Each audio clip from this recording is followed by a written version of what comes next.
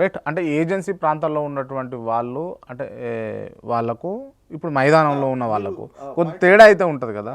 So ఆ తేడా ఎందుకు వచ్చింది, ఎందుకు ఏర్పడ్డది? ఫర్ ఎగ్జాంపుల్ ఆదివాసీ తెగలు ఉన్నాయి, అవన్నీ ఎక్కువ ఏజెన్సీ ఏరియాల్లోనే. అంటే ఎక్కడైతే ఆదివాసీలు ఉన్నారో ఆ ప్రాంతాలను భారత ప్రభుత్వం ఏం చేసింది, 5th షెడ్యూల్లో పెట్టి ఏజెన్సీ ఏరియాలుగా ప్రకటించింది. అయితే వాళ్ళకి ఏంటంటే ఏజెన్సీ ఏరియాల్లో ఉన్న గిరిజన తెగలకి కొన్ని స్పెషల్ రైట్స్ ఉంటాయి అన్నమాట. అక్కడ ఫారెస్ట్ యాక్ట్ కానీ, protection of extension of forest areas act, అది అట్లాంటివి మనకి వాళ్ళకు వర్తిస్తాయి. అప్పుడు ఏంటంటే అక్కడ గిరిజన ప్రాంతం కాబట్టి ఒక ఎమ్మెల్యేగా నిలబడడానికి గిరిజనుడికి అవకాశం, వేరే వాళ్ళు నాన్ ట్రైబల్స్ అక్కడ చేయడానికి ఉండదు. అలాగే భూములు కానీ ఆ భూములు గిరిజనులకు మాత్రమే ఓన్ చేయగలుగుతారు. నాన్ ట్రైబల్స్ కి ఆ భూములు వాళ్ళ పేరు మీద రిజిస్టర్ చేయరు, పట్టా చేయరు. సో అట్లాంటి కొన్ని రకాల ప్రత్యేక వసతులని వాళ్ళకు ఉంటాయి అన్నమాట.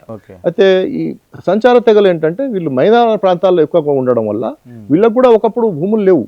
తర్వాత కొంతమంది కష్టం చేసుకొని వాళ్ళు సంపాదించుకొని ఏమైనా కొనుక్కుంటే తప్ప వేరే లేదు.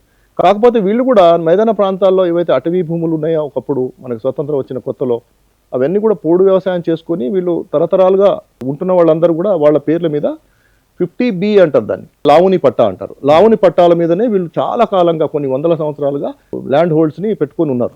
వాళ్ళకి ఇంతవరకు కూడా వాళ్ళ పేర్ల మీద పట్టాలు లేవు. టోటల్ మొత్తం భారతదేశంలో కూడా ఎక్కడైతే సంచార జాతులు ఉన్నాయో వాళ్ళు చేసుకునే భూములు కానీ వాళ్ళ పేరు మీద లేవు, అన్ని లావుని పట్టాలు అంటారు. కాబట్టి ఇక్కడ అభివృద్ధిలో కూడా ఆ రకమైన తేడా మనకు కనిపిస్తుంది. ఇప్పుడు ఎప్పుడైతే మనకు కష్టం ఎక్కువ ఉంటుందో అప్పుడు మనం ఏం చేస్తాము, ఎప్పుడైనా బాగుపడడానికి మనం ప్రయత్నం చేస్తాం కదా, మానవ సహజం. ఇప్పుడు నాకు తినడానికి లేకపోతే నేను చదువుకుంటా, నాకు వెల్ ఆఫ్ ఉన్నాయి, నేను తినడానికి ఉన్నది బాగుంది, నేను చదువు మీద దృష్టి పెట్టాను. లేకపోతే ఉపాధి నేను ఏదైనా సంపాదించుకోవాలి, నౌకరీ సంపాదించాలనే ఉద్దేశం ఉండదు మనకు. అదే రకంగా ఏజెన్సీల్లో ఉన్న గిరిజనులకు ప్రత్యేక సదుపాయాలు ఉండడం వల్లనో లేకపోతే అన్ని రకాల సదుపాయాలు వాళ్ళకు ఉండడం వల్ల వాళ్ళు ఎక్కువ ఫోకస్ స్టడీస్ మీద పెట్టట్లేదు. ప్లెయిన్ ఏరియాస్ లో ఏదైతే ఉన్నారో ఏజెన్సీలలోనే ఫెసిలిటీస్ ఉంటాయా? ఏజెన్సీ ఏరియాల్లో ఎక్కడైతే గిరిజన ఆదివాసీ తెగలు ఉన్నాయో అక్కడ కొంతమందికి ప్రిమిటివ్ ట్రైబల్స్ కింద గుర్తించారు. ఎవరైతే ప్రిమిటివ్ ట్రైబల్స్ గా గుర్తిస్తారో వాళ్ళకి ఐటీడీఏలు ఉన్నాయి.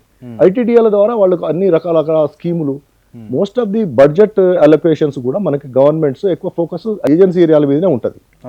అయితే పర్టికులర్లీ బంజారాలు ఏంటంటే ఆదివాసులకు భిన్నంగా వీళ్ళ సంస్కృతి సంప్రదాయాలు వేరు, భాష వేరు.